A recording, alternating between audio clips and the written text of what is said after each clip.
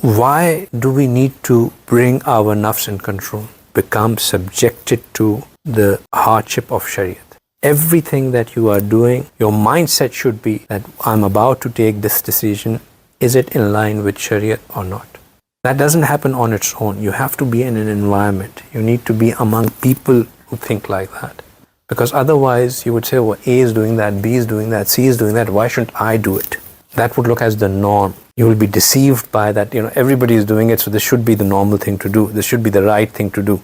But you need to be in an environment where people are following Shariat so that you know that this is how Shariat is followed.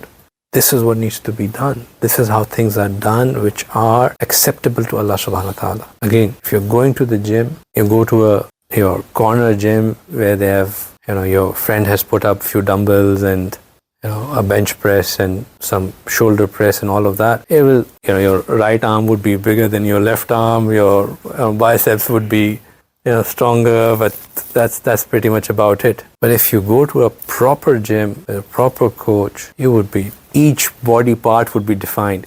In biceps, there would be one cut from here and another from here. Like where did that come from? Is that even possible? Right? So, but that happens. Right? When you are in an environment where you are protecting your eyes, you're protecting your tongue, you're protecting your thoughts, you're protecting your private parts. You're mindful that which organ can lead to which sin, and you're protecting against all of that. You are going to gain.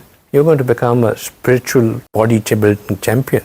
But it requires that environment. It requires that surrounding. Remember, one thing about nafs is that it loves to justify.